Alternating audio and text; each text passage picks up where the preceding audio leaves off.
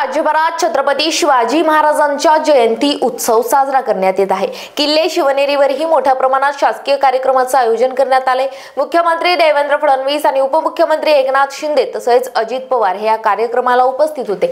यावेळी अजित पवार यांनी मोठी घोषणा केली आहे। गडकिल्ले संवर्धनासाठी निधी कमी पडणार नाही असे आश्वासन अजित पवार यांनी यावेळी दिले। पाहूयात ते काय म्हणाले।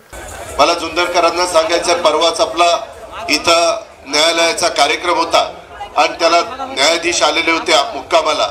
त्याच्यामध्ये 2-3 न्यायाधीश सकाळीच इथं दर्शनाच्या करता आले आणि त्यांनी दर्शन घेऊन सकाळी खाली भेटल्यावर मला सांगितलं की अतिशय चांगल्या प्रकारचं शिवनेरीचं एकंदरीत तिथलं सगळं जे काम आहे ते सरकारने केलेलं आहे।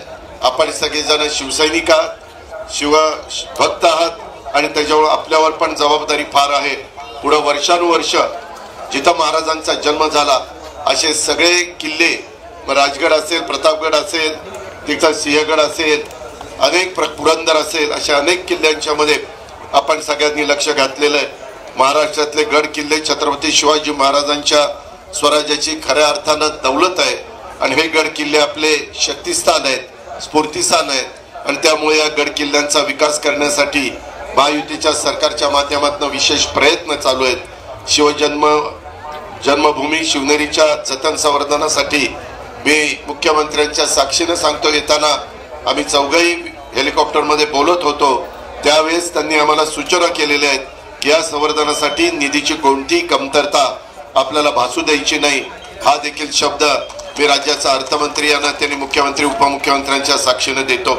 शिवाजी महाराजांच्या जीवनातला कुठलाही प्रसंग घ्या, महाराजांनी घेतलेल्या कुठल्याही निर्णयाचा अभ्यास करा, त्यांनी घेतलेला प्रत्येक निर्णय हा स्वराज्याचं हित, जनतेचं कल्याण डोळ्यासमोर ठेवून दूरदृष्टीने घेतला होता, हे आपल्या सगळ्यांच्या लक्षात येईल।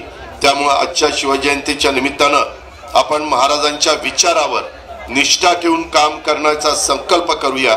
आपल्या महाराष्ट्राला आणखीन महान राष्ट्र बनवण्यासाठी एकजुटीनं एक दिलाने काम करूया। आजच्या काळातही शिवाजी महाराजांचे विचार आणि त्यांची तत्वे तितकीच महत्वाची आहेत। सामाजिक एकोपा, न्याय, सुशासन आणि लोककल्याण हे शिवरायांनी आपल्याला शिकवलेलं आहे। त्यांच्या विचाराचा वसा पुढे नेताना सर्वांनी मिळून महाराष्ट्राच्या प्रगतीसाठी योगदान द्यावं, हीच खरी शिवजयंतीची प्रचिती ठरेल। शिवजयंतीच्या निमित्तानं आराध्य दैवत युगपुरुष छत्रपती शिवाजी महाराजांना पुन्हा एकदा अभिवादन करतो, त्यांच्या पुढे नतमस्तक होतो। स्वराज्य जननी राजमाता जिजाऊ माँसाहेब, स्वराज्य रक्षक छत्रपती संभाजी महाराज आणि स्वराज्य निर्मितीसाठी साथ देणाऱ्या मावळ्यांना वंदन करतो। आणि मगाशी आमदार साहेबांनी किंवा इतर वेगवेगळे निवेदन आलेली आहेत, त्याच्यामध्ये जिल्ह्याचा पालकमंत्री यांना त्यांनी मी लक्ष घालीनच, पण राज्याच्या प्रमुखांनी पण शब्द दिलाय, उपमुख्यमंत्र्यांनी पण शब्द दिलाय। आम्ही सगळेच जण त्याच्यामध्ये कुठं कमी पडणार नाही याबद्दलची खात्री देतो आणि या ठिकाणी थांबतो। धन्यवाद। जय हिंद, जय महाराष्ट्र, जय जिजाऊ, जय शिवराय।